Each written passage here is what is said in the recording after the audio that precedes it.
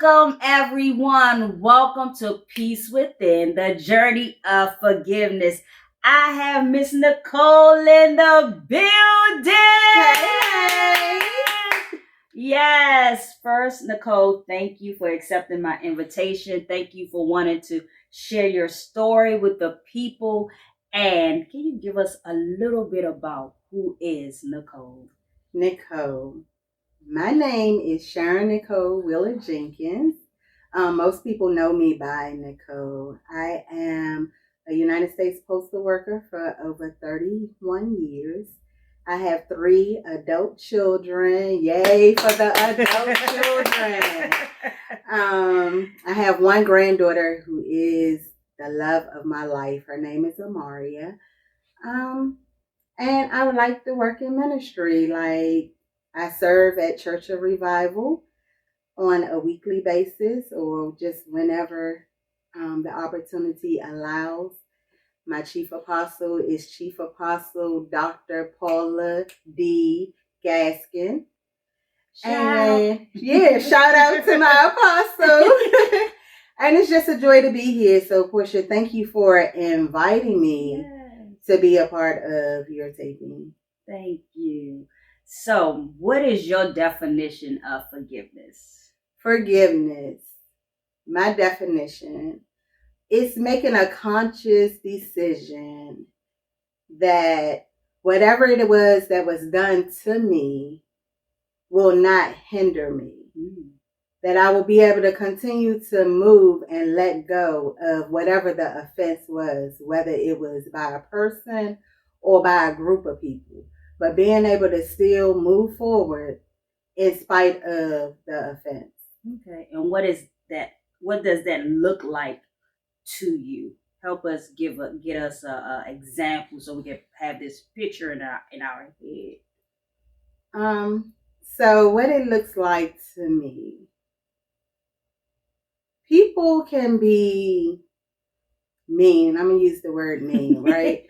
So I remember one time, and I hope I don't get in trouble for telling this story, but I was in church, right? Mm-hmm. And an apostle came through, and I was serving as an armor bearer, and she said to me that I didn't qualify to serve the person that I was serving as the armor bearer because I wasn't displaying what she wanted me to display or how she felt that I should be operating.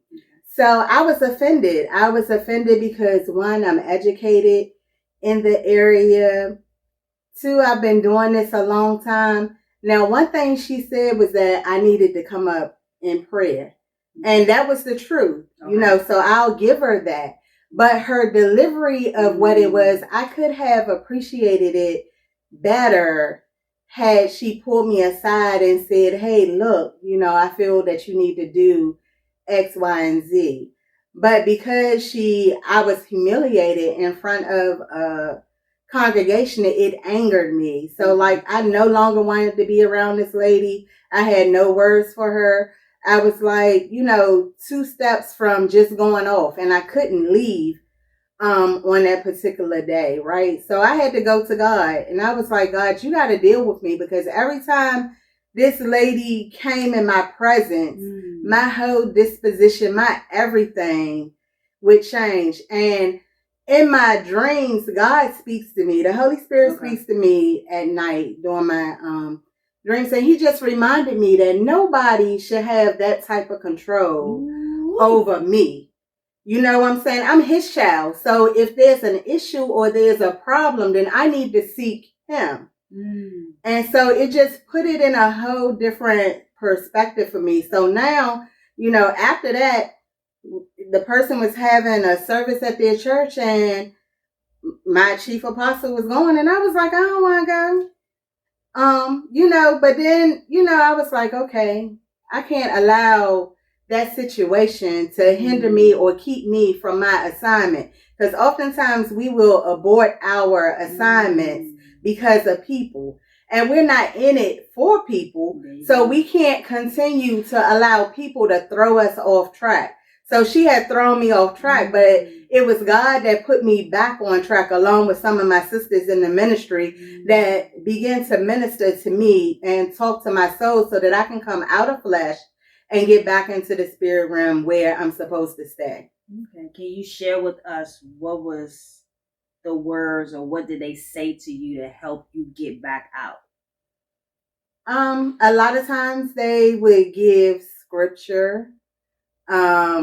Another thing was, one of my sisters said to me that because God had called me to it, why should I, run from it or not do what God has called me to? Because it's God that I have to answer to.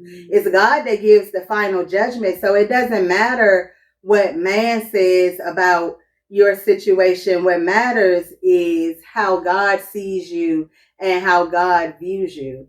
So they just basically continue to encourage me like, okay, you okay? Even that day it was like, oh, I'm right here. I'm right here with you. Like that's not going to happen again. Nothing's going to happen or whatever. I'm here. Like we're good. Like we're a team, so we're working together because sometimes the enemy will come and will ought you against your brother or your sister, right? That has done nothing and has nothing. And in that situation, there was, other conversations, it was like people was happy that I was feeling low or that I was sad or whatever it was, but the person that they wanted me to be mad at or wanted to pit me against ended up being a sister and a sister indeed.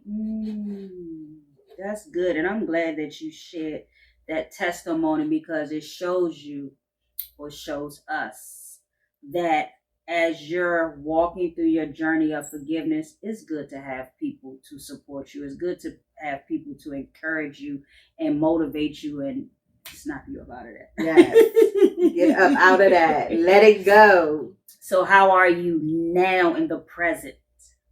I'm good. Okay. I'm in a real good place because I always say, and I mean this, for God I live and for God I'll die. So I'm going to trust him. I'm going to trust the process in my life. Things not always easy. Things don't always go the way that I want to. I've lost a lot of people. Well, actually it's their loss, but a lot of people, are no longer in my life because they choose not to be or God has chosen for them not to be. And I'm good. I firmly believe that when God closes a door that he will open up another one. So I feel like I'm pretty good. I'm still working in the area of forgiveness. It's an ongoing journey. It's not something that I can say, oh, I'm completely, over this. It's an ongoing thing. So case by case. And I'm learning to let stuff go. I'm learning not to take on other people's issues or problems. It's theirs. And God didn't put me here to be the problem solver for everybody. You know what I'm saying? So it's like sometimes we take on other people's issues and stuff or try to solve their problems. And then it ends up biting us or hurting us later. But I'm learning not to do that. I'm learning to seek God first. Yeah.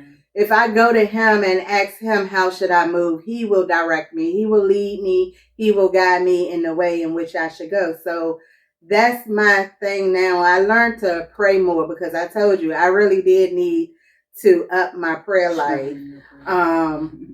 Strengthen my prayer life. So I pray more now. And I know the Bible tells us to pray without ceasing.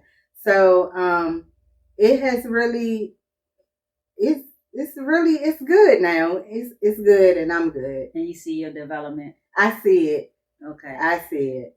So if we rewind back in that past, even though you felt humiliated in that moment, can we look at it as a push to develop you in your prayer life? Yeah, it really did. I went from praying for like 10 minutes to I can pray for an hour now if I have to. I don't always want to. Let me just be honest. But corporately you don't. Yes. But in your corporately own time, I don't. But in my own time I'm good. And that was another thing. Like at one time I was suffering from anxiety to the point that I'm on medication for anxiety, right? And so it was like when we come into them corporate situations or whatever, it was just like my anxiety. I would start feeling sick, chest started beating all fast, and all this stuff, and I had to learn to even pray for that. So that now when I go to pray, I don't suffer like that anymore. I don't have those issues anymore because I know that a lot of things can be resolved through prayer. So that's my first defense now. Before I used to fight, used to cuss people out, all types of stuff, but I no longer have to do that. I give it to God now, and I truly give it to God. So when I give it to him, I'm not going to take it back. It's not going to be a conversation tomorrow about what I've given to him on today. I'm going to let him have it because vengeance is his. So I'm going to let him have it because I believe that he's a just and he's a fair God. Amen. And I'm going to confirm that about your prayer life because I'm on the line listening to you when you pray, and I can hear your voice and tone has changed. And you can hear the flow of your prayers. And it's not a pull anymore. Right. It's freely going. I'll be like, I hear. You know how you go to the phone. Right. I'm listening. I'm like, I can hear it. I'm like, oh, okay, yeah. I can really see a change. And you know how I'm gonna give them an example. You know how when people talk and they nervous, their voice shake. Mm-hmm. That's the best thing I could say. That I don't hear that in her voice anymore. So that's how you can know. And Nicole is definitely giving you confirmation that prayer answer all. So do not put God in a box. Pray without ceasing. Continue to pray for every little thing. And I don't care if it's a toenail or a pinky. And God, look, I just broke my nail. God, I need it fixed. You get what I'm saying? He is the fixer. So. Yes, he is the fixer. Yes, I really enjoyed that, and I thank you for that. And we applaud you for your development, your growth, because now you're gonna be in the holy praying for 5 hours. I'm gonna be like, look, girl, I gotta go to work. Right. I'm gonna be on the call like, God, you still praying? You still praying? I'm about to walk through the doors of my job. But congratulations on your development and also being open to share, because we know that someone gonna need that, and someone need to understand that in this journey and how to get through the humps of your journey is prayer. Yeah. Is to understand. And like you said, you could have knocked the lady out, but you went to God and prayed. And that's the first step in peace within the journey of forgiveness. Praying about the issue, going to God about the issue. And first of all, we have to fix ourselves first. Yeah. We want to point to the other person. God, that person, God, that person. Mm-hmm. What about saying, God, what about me? What about Teach me how to have a cleansed heart. Teach me how to love others like you love them, because at the end of the day, I am no different than the other person. Right. And I appreciate that. So we know that you said that you have 3 adult children, so you are a parent. And I always ask parents this because that's a hard job. That job is harder than your real job, so help us understand your journey as a parent and how I know parents get mad at their kids, and but that's an unloving, an unloving condition type of love. Mm-hmm. But is there a way where, like, in your parenting skills, you had to say, you know what, wow, I could have did something different. I have to forgive myself for not having a lack of knowledge in that area? Yeah, I personally feel like I should have beat my kids a little more. I feel like that probably would have helped in some areas, because my kids grew up very spoiled. Mm-hmm. All 3 of them. Very spoiled. And they all 3 of them are special. I love all of them. All of them. There's no one that I love better than the other. Children, when they're born with different needs. So sometimes you have to cater to this one in one area, whereas to the other 2 may be good in that area. And they have different personalities, so you have to deal with them on their level and as it pertains to them individually. I can't put my 3 kids in a box. You know what I'm saying? I can say that all three of them grew up in a Christian home, that all three of them know Jesus for themselves. And, you know, I can't say that they won't stray away. I had one too stray, right? But God is now dealing with him and bringing him back to him, you know. So that's what I believe, that, you know, life is hard. I grew up in a home of abuse, you know, a home of turmoil. It was always something going on. Everything wasn't great, but God placed people in my life that helped me journey through each situation, you know, the rape, the molestation, everything that I've gone through, all the fighting, the selling drugs, just everything that I did that wasn't pleasing in his sight. There was somebody that was in somebody's church that was able to say, look, Nicole, you got to straighten up. You have to do this, or you have to do that, or you need to go to Jesus and whatever. So I stayed in somebody's church. I was in the church. I was in the street. My grandmother had a rule. You can go out, you can hang out all night on Saturday night if you want to. But on Sunday morning, you getting up and you going to church. So if I showed up at home at 6 o'clock in the morning, guess what? We had a 7:30 service at the Baptist church. I had to be at that 7:30 service. 7:30, 10:45, and 4 o'clock.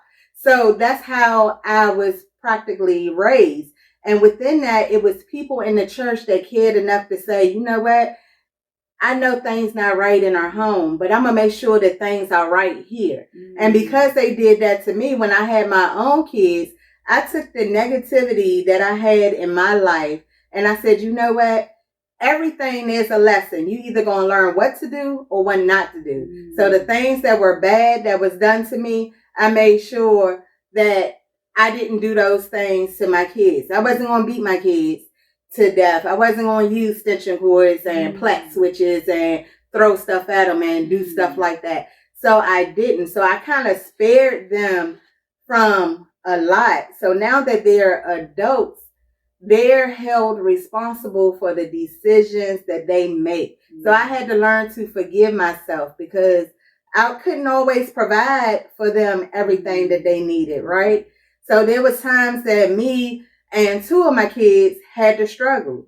The third one didn't because I allowed him to go stay with his godparents.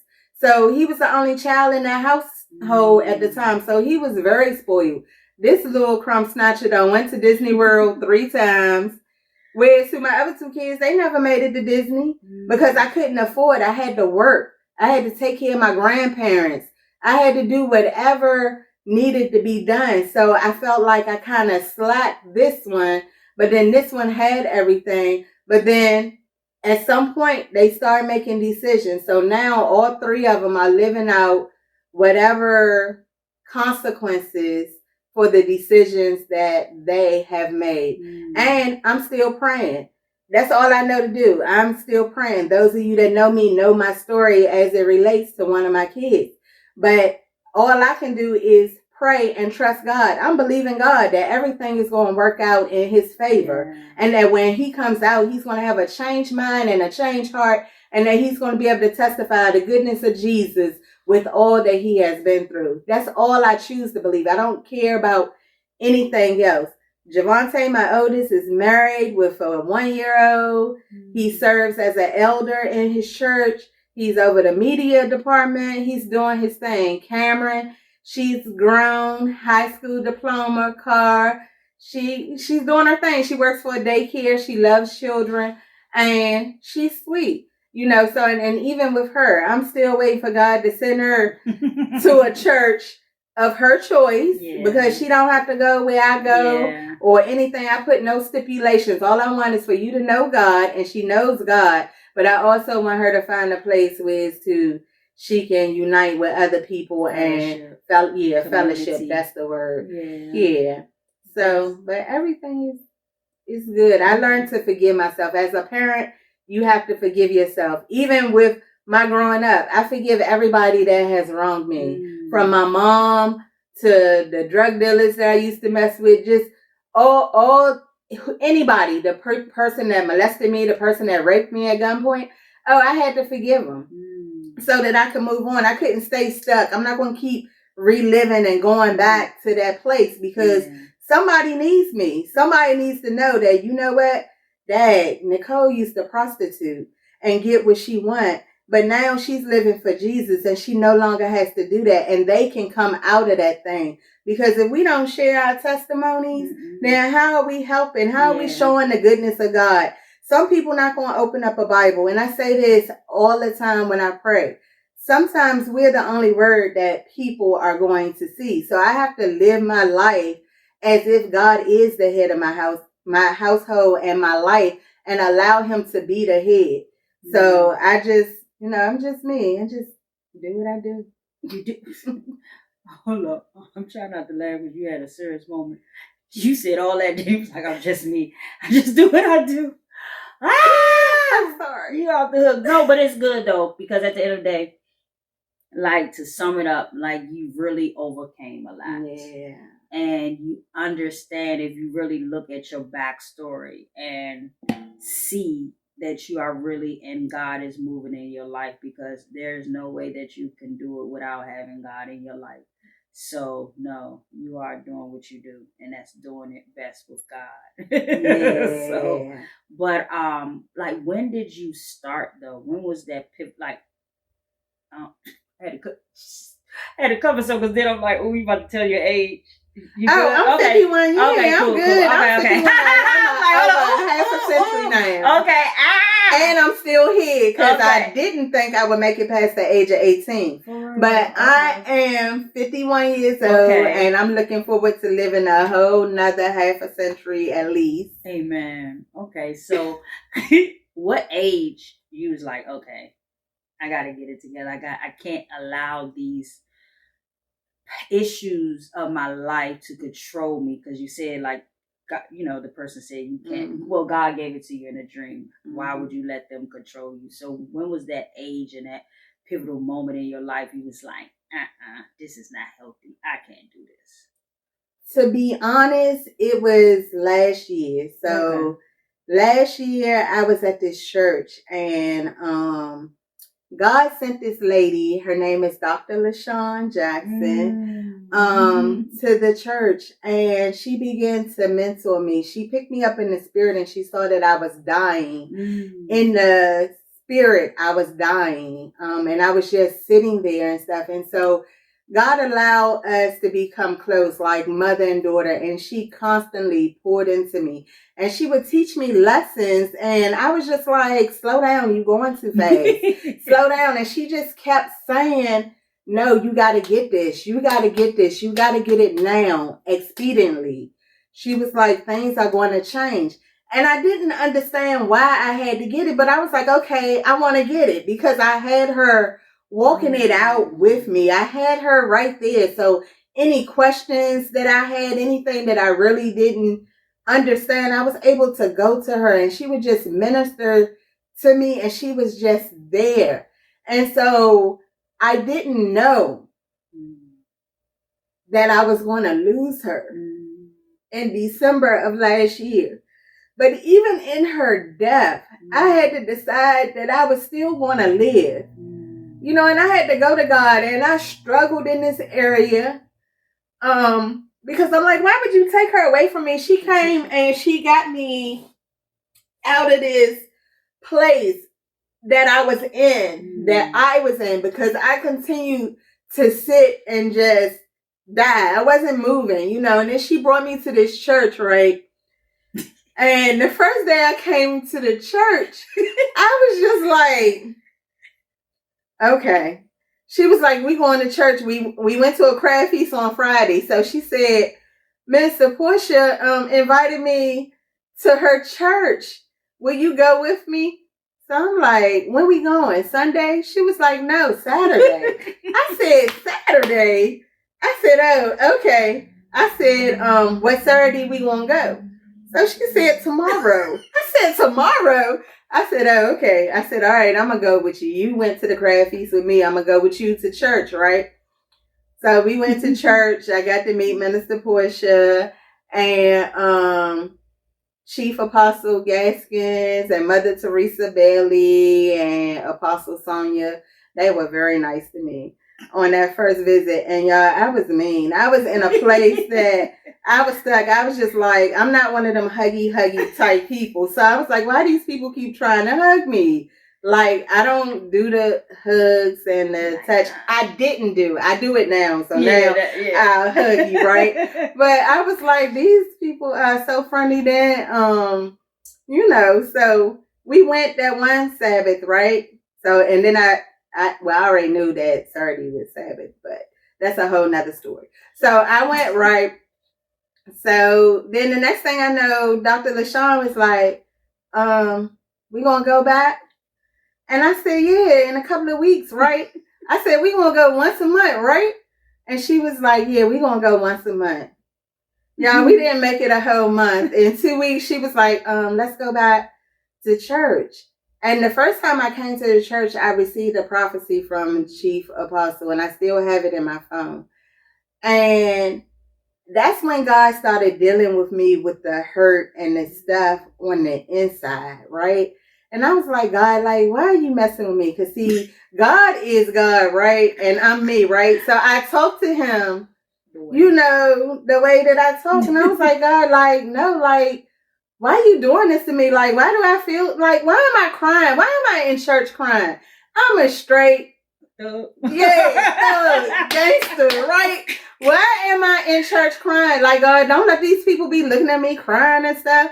And then, I had to deal with issues, because we have issues. And y'all, it's important. When y'all invite people to y'all church, show yourself friendly, right? Because you don't know the state that person is in. So I wasn't in a good state. So Dr. LaShawn, she all happy-go-lucky singing, want the microphone and all that.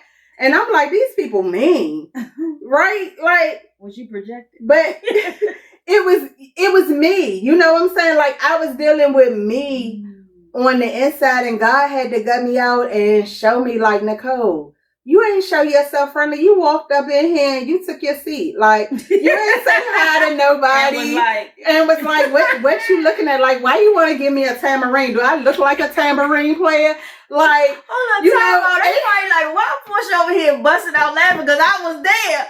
I was the tambourine girl, give me the tambourine.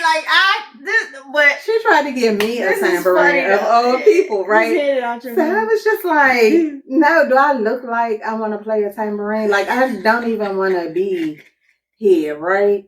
And then I kept going, because I thought I was going to be at my godparents' church, for real. That's where I thought God was going to allow me to go, someplace that I was comfortable, where so I can go get the word and just be out. But God had other plans, and he's always had other plans for me. I've been called for years, but I've always ran from my calling. So Chief Apostle, she pushes me to the point that it's not comfortable, y'all. I'm not in my comfort zone at all. I'm doing things that I never would have done on my own, but it's only by the grace of God and how God allowed her to see what I couldn't see. Because sometimes other people around you, they see where you need to be or where you're headed or your potential. And you don't see it because you be like, because I used to say to God, like, why would you want to use me? Reflecting on all the bad things that I've done, because I'm not no good girl. You know what I'm saying? So, like, I've done a lot of things that wasn't pleasing in his sight. So I'm just like, I'm not worthy of you to use me, but I am worthy, and it took me some time to learn that we are worthy. It doesn't matter where we came from. What matters is where we're going to end up at. And I want to hear him say, well done, my good and faithful servant. So therefore, I have to be obedient, because we're taught that obedience is better than sacrifice. And sometimes there's that I'm giving instructions and I'm just like, God, like, you gotta help me, because I don't want to do that. But I had to learn to move out of my way, and I had to learn to forgive myself and no longer hinder myself. I'm not going to hinder myself no more. So if she say, Nicole, don't say this, Chief Apostle. Nicole, I want you to preach next Sabbath. Then I'm going to have a sermon, because I'm going to preach next Saturday. Because if she sees, and I know she's living a godly life and that she's in order and that she operates with the Holy Spirit. So if she says that that's what I need to do, then guess what? I gotta do it. You know what I'm saying? Like, I can't be like, no, I'm not doing that. I can't be telling her no. And for some time, I would say no. I would tell Prophet Shaquita, no, I ain't doing that. But I can no longer do that. And that's because I've forgiven myself. I know my self-worth now. I know that I am the apple of God's eye. I know that he loves me beyond the fact that I love myself. So because of that, I had to let all that old stuff go and just move forward. That's why I'm doing this interview. I was supposed to do this interview a long time ago. And I was like, no, I ain't doing that. Yeah, you know what I'm saying? But now I'm at a place where God is really, he's doing stuff that I don't even understand. And it's okay that I don't understand it because I know that it's him and that all things are perfect in him. You know, so if he orchestrated, then guess what? I gotta go with God, y'all. I'm not letting nobody cause me to go to hell. Hell is too hot. The spa is hot, but hell is hotter than the spa. So I just gotta do, you know, what it is that God would have for me to do. So I had to forgive. Okay. Thank you. You made it through. You did. You made it through. So to sum everything up, can you tell the audience why it's so important to begin their journey of forgiveness and not wait another minute? Okay, so we have to begin to forgive because unforgiveness can cause illness in your body, right? So many people die from stress, and I think it's that evil that's rooted within them, right? So all the time we walking around with unforgiveness, and we are not trying to forgive people, and them same people, they not thinking about us. They done gone on. They don't even, some people don't even know that you mad at them, right? So we have to begin this journey. First, we have to make a conscious decision that we want to live. So that was the first thing. I desire to live. I don't want to die, whether it be from a physical illness that was caused by my unforgiveness, or just, I don't want to walk around being mean. Like, a smile is the same in every language, right? So when you smile at somebody, you show yourself friendly, right? So we all want friends. We all want to do what's right. We have to do what's right because it only hurts us when we don't forgive. And it's worth it. When you start forgiving people, and think about all the stuff you did and God just forgave you for all that bad stuff I talked about, or I probably didn't go into details about, but all the bad stuff that I did, God forgave me. He gave me, some people like to say he gave me a second chance. No, he gave me chances over chances over chances. I can't even put a number on it, right?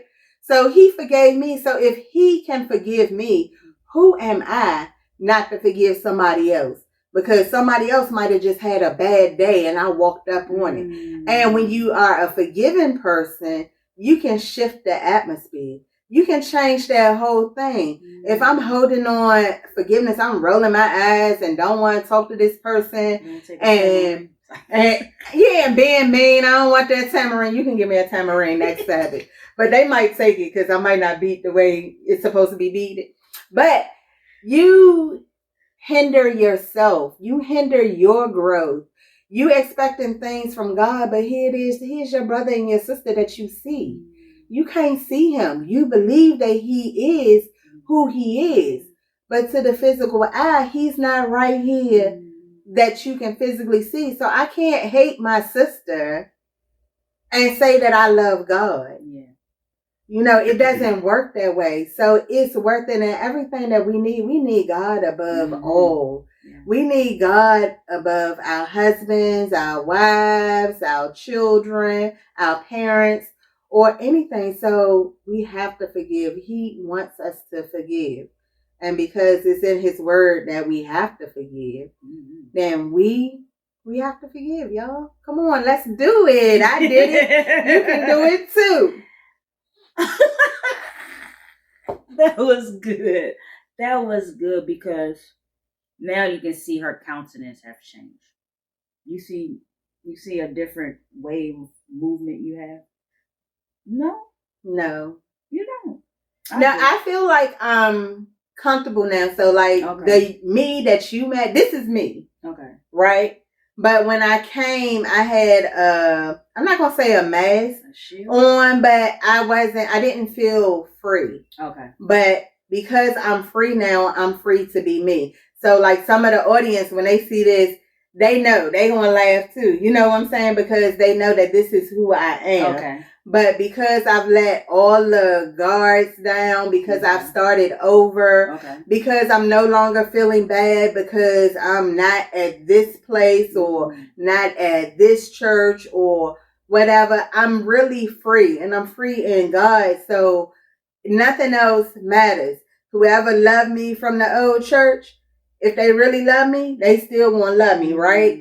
Whoever is supposed to be part of my family or my life from wherever, if they really love me, then they there. And that's a hard place to be, but at some point you have to let go and allow nothing to hinder you. So I'm not allowing anything to hinder me now. So like I'm free. Just like that song you sung today. I think it was today. It might have been Thursday. But yeah, I'm a free worshiper.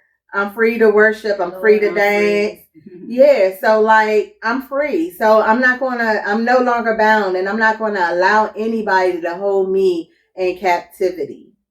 I'm gonna be who I am. I'm glad you said that, because unforgiveness, it does keep you bound.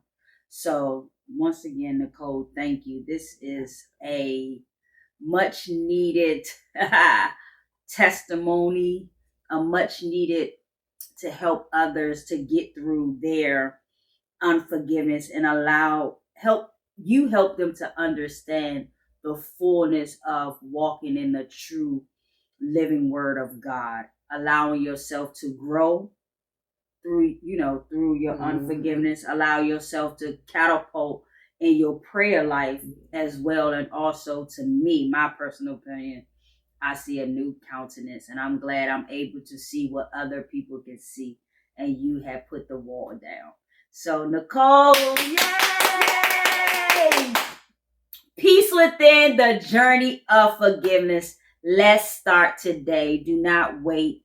Let's start today so you can start walking in wholeness, so you can walk in heal, being made whole, and be feeling the healness over your body. And once for all, be united, and we can unite and have community and not have hatred. And then also, once we start forgiving, no more fighting, no more guns, no more killing, no more raping. So come on, you guys, let's start working on ourselves, and through that is allowing yourself to forgive others.